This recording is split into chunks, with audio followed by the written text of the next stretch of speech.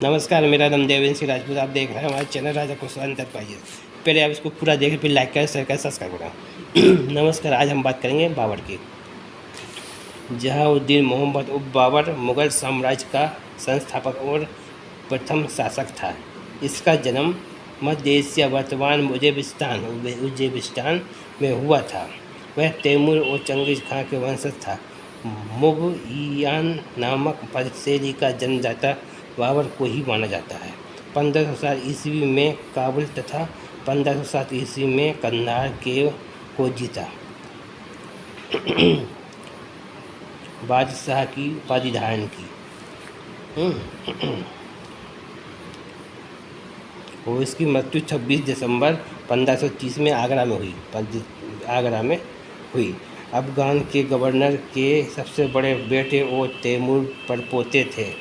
बाबर 1494 में बादशाह की 12 साल की उम्र में ही फरगाना की राजधानी आकिसकेट की गद्दी पर बैठा और उसने विद्रोह का सामना करना पड़ा। उसने 2 साल बाद समरकंद पर विजय प्राप्त की, लेकिन उसके तुरंत बाद फरगाना खो दिया।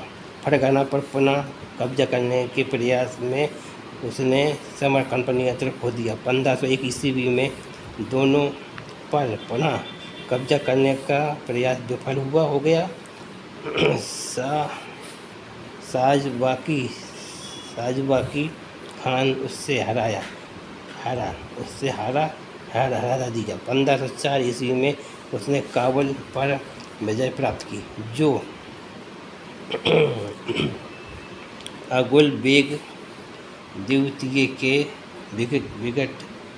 विगत उत्तराधिकारी अब्दुल रज़्ज़ाक़ मिर्ज़ा के कथित शासन के अधीन था।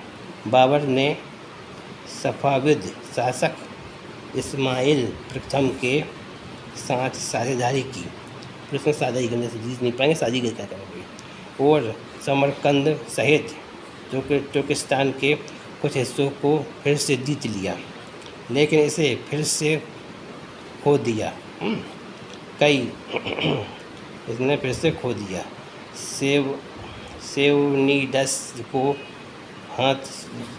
सेवडिनस के हाथ में खो दिया उसने, जिनने उसको हराया था। तो समरकंद को तीसरी बार हारने के बाद बाबर ने अपना ध्यान भारत की ओर लगाया। फिर उसने भारत की ओर लगाया और पड़ोसी सफ़विद और ओरोमस के से सहायता ली। उन्होंने 1526 ईस्वी में पानीपत की पहली लड़ाई में दिल्ली के सुल्तान इब्राहिम लोदी की हार से पहले दिल्ली की सुल्तान एक निष्क्रिय शक्ति थी, लंबे समय तक गिरती स्थिति में था। और राणा सांगा के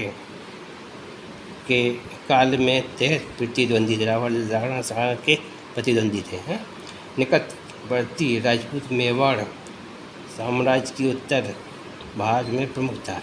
राणा सांगा उत्तर भारत में उनकी प्रमुखता थी। उत्तर भारत में के बड़े राजा थे। बहुत लगा राणा सांगा का ये हाल था कि विदेशी भी उनकी सहायता की अपेक्षा करते थे। जय हिंद, जय भारत।